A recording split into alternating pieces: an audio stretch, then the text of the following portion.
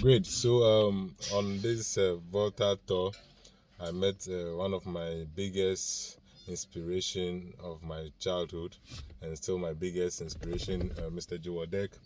He used to put us together and talk to us about IT, entrepreneurship, and personal development, and the like when we were in Keta School. Jolali. So I deliberately wanted to meet him on this project because he has inspired us a lot, and also speak to him so that he can share with the people that I work with as well on the things that you've said to us. I've always kept telling you that the challenge was that we didn't document this stuff. So if you can just put it out there so that the young and upcoming who want to learn can learn from this was. Thank you, sir, Mr. Jowadek. Thank you very much, Joshua. Yes, sir. A pleasure meeting you these 3 days. Yes. I had a calling Yes. and I left Accra to come to Keta to teach. Okay. I wasn't bent on teaching, but I was bent on inspiring a generation of young men and women growing up. Yeah, so I came to Keta School not because I wanted to teach, but I found it as a breeding ground for the next generation of young leaders. So though I taught social studies, I taught geography and French, my mission was just to teach life skills. So I was inputting life skills in my teaching. At a point in time, I can convert a whole geographical topic into a life skills, into an entrepreneurial initiative. Yeah, so as the chairman of the Current Affairs Committee, a platform where we can start inspiring our young ones for greatness. Okay. So we will come together and develop great projects, great programs, so that we will not just while away those precious minutes we had at Current Affairs, but rather give something of value and of substance to the young ones. So it was like a business, my personal business I was doing while teaching. Yeah, I haven't thought of the remuneration. I haven't thought about what I will be, getting as income, but rather the impact, the influence, some of these things I want to put in the growing minds. Yes. Yeah, so I seized the opportunity and I did everything I could do so that, so normally I started estimating the number of students I met in Keta School. I spent 10 years there. Every academic year, since I joined them, we never had less than 1,005. While I was leaving in 2017, I think the population was around 2007. At the time I came back to cross-check around 2020, thereabout, the population was already around 3,500. Wow. Yeah, so the school has grown. So that is a breeding ground, a fertile ground to grow minds for the future. If you only think that, this is an academic institution, let's teach them core subject, let's teach them the compulsory, how do you call them, elective subjects, we may not be able to grow the next leaders. So I found that inspiration to inculcate some of these life skills: leadership, initiative, creativity, innovation, imagination, the spirit of daring, to do it. So that's what I was able to do in those years. I took students to, excursion. We went on tour. We went on surveys, field trips. Yeah, junior achievement. We will go for this competition in Accra with other schools. We even had an African competition where I took my student there. We were part of the selected schools to do presentation. So it was a nice moment. I never thought about the income. I never thought about what I would gain. But today, most of these students are always grateful. They are always they are always appreciative of what we sowed in them. They found this in their working life. As some of them reach their working places, they found that no, it's not just about academics. It's beyond that. Initiative, the spirit of entrepreneurship, risk taking, creativity. So these were the things I was trying to inculcate in our children in those days. But the point is, I happen to have access to the internet a little bit earlier than my generation. When I was introduced to the internet around the 90s, there was no internet cafe in Keta. There was no internet cafe around me. I used to go to Lome. Yes. I would travel to Keta to Lome to go and do internet works, internet services. To send email to my friends, I have to travel to Lome. So I go every 2 weeks, or I used to go every 2 weeks to Lome to do internet services, until somebody told me that we had internet service at Cisneros, Hotel Cisneros at Sogakope. So I started going to Cisneros in the 90s. So the money I used to pay for transportation was more than the money I paid for the internet services for 2 hours or 3 hours I used to spend there. So I started looking for information on the internet as early as possible. But I realized that there are a lot of things that were not on the internet. And when I started Googling Keta on the internet in the 90s, they were showing me a small town in India, Keta. And when I read about the thing, I said, Keta, and they say it's in India. It means that Keta wasn't featuring on the internet much at that time. But today, when you Google Keta, at least you see our town called Keta, not any other town spelled Keta.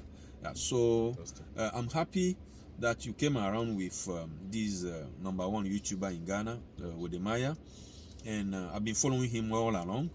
I saw initiative in him, I saw real creativity in him. So I seized the opportunity to take him around our area, which I have already done and which I have already published in a book. So yes, that is Tourism, the Acres of Diamond in Keta and Angloga. Yes. In this book, I spoke about 42 tourist attractions ranging from cultural, natural, archaeological, historical, and ecological. I have spoken about Tokotonlia, the lighthouse, the Atoko slave market, the Anyanui estuary, the clay deposit at Bomigo, the Tunu Chill Resort, Meet Me There Resort. I spoke about the Emancipation Beach, the Keta Fort, the islands we have in the lagoon.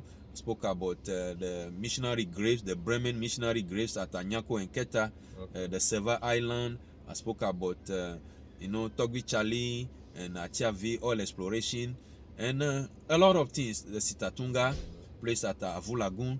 So these are detailed information. I took 6 days, 7 days to go around the whole place, Keta and Angloga, to inventory some of these attractions. So we want to promote Keta, and I'm calling on all the Keta boys and Keta girls now, that is the young men, that if a generation or 2 generations after us were not able to do it, this current generation should not also fail the generations to come.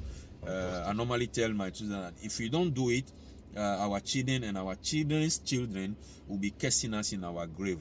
It's taking Ghana now 4 generations, but we haven't developed this country yet. But it took some countries just 1 generation.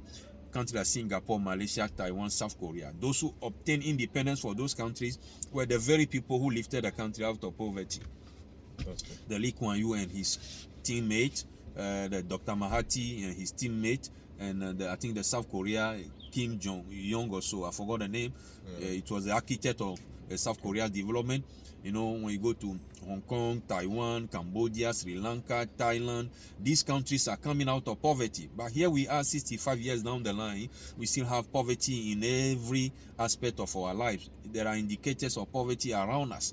So I'm challenging the young generation in Ghana, especially Keta and Angloga, Southern Volta and Volta by extension, that if we don't do it now, it's going to be difficult for our generation, because we are exposed to a lot of information. A plethora of information is at our fingertips on the internet. So let's equip ourselves, let's get the necessary skills, let's get all that is needed for us to leave a legacy for generations to come. I know it's possible, others have done it, so we came to. The blueprint is already there, the master plan is already there. How they did it, we can just copy and adapt it to our situation. So development is no more rocket science. Development is no more anything we would like to reinvent the wheel. Yes. The likes of Singapore, Malaysia, Taiwan, South Korea. And when you turn to Latin America, Argentina, Brazil, Bolivia, these countries are emerging, you know. Yeah, so it's a challenge for us.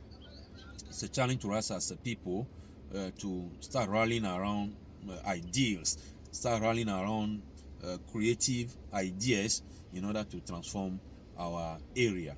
Keta is a gold mine. Keta is acres of diamond. Anglongan, North Town, South Town, Central Town, Akachi North, Akachi South, Ketu North, Ketu South. We can do it. Yeah. Okay, so just briefly, you know, you used to push this entrepreneurship, this personal development, and the like. And what can we do? For me, sorry, I've come to realize that the government may not be able to. I actually would have said cannot help us. You get me? So for young entrepreneurs, for young adults who are growing, what are we doing in our personal capacity to be able to help ourselves and our immediate communities, our towns, and then hopefully our region before we get to the national level and probably the continental level? Yeah. I have found early in life that Yes. our school doesn't equip us so much Yes. for the life of work or the world of work. Yes. So we enter there and realize that what we have learned in school is totally different from what pertains in the real life. So I have found that something. This is my first book I wrote, Personal Development for the 21st Century. Yes. Yeah, becoming a better you. This is my first book. My second book is Financial Freedom, Financial Intelligence for Financial Freedom. They don't teach us these things in school. In school, no, they don't talk about But money is the fulcrum of development at the personal level, family level, community level, regional level, national level, global level. Money is the wheel. So we must start teaching children the basics of finance, basics of investment, basics of economics, basics of money management, money creation, and money accumulation in order to get wealth. So let me talk briefly about this book, Personal Development. I have realized that a year will begin and end, some people will not read a single book. If you do that, your knowledge is old. Because knowledge is doubling every 13 months today. Really? With the power of technology and nanotechnology and ICT, knowledge is doubling every 13 months. Wow. And according to some prediction, knowledge will start doubling by every 12 hours by the time we reach 2030. Hey. So all the knowledge in the world will be doubling every 12 hours. I'm not saying it. When you Google it, you see. Yeah. So as the time we talk now, by the turn of the 20th century, knowledge started doubling every 13 months. Wow. Yeah, so personal development is key to personal success. There are a lot of failures, excuse my own language, because they haven't fully developed themselves. Yeah, it's allowed. Yeah. No excuse. Yeah. Personal development. That is, you have a certain plan, a 5-year plan, a 10-year plan for your life. You plan in your finances, in your educational progression, you plan in your social interactions, you plan in your marital, if you are married. If you are not married, you must be planning for your marriage. You plan for your contribution to society. Yes. You plan your spiritual life. And when I mean spiritual life, I don't mean either Christian or Muslim or traditionalist. I mean you must raise your spirit. Man is a tripartite being. Whatever spirituality I don't mean religion. You must grow yourself to virtues, to attitudes, to comportment that are just sync with nature. So those are some of the areas individual must develop. So my agenda, I have read books. I have read, and sometimes I don't want to be proud. I don't want to be arrogant. And I normally say it, that when they want to do a survey now about readers in Ghana, I should be part of the top. I should be at the top. or one How of many the. books do you think you have read so far? No, I have read over 400, 500, between 700 to 1,000 books. Fantastic. Yeah, I have read most of them e-books. They are not books you can find me. But Okay. all my mobile phone, if you don't see anything, on 120 e-books Books. Wow. at any time. I was using an iPhone earlier. It has a great capacity.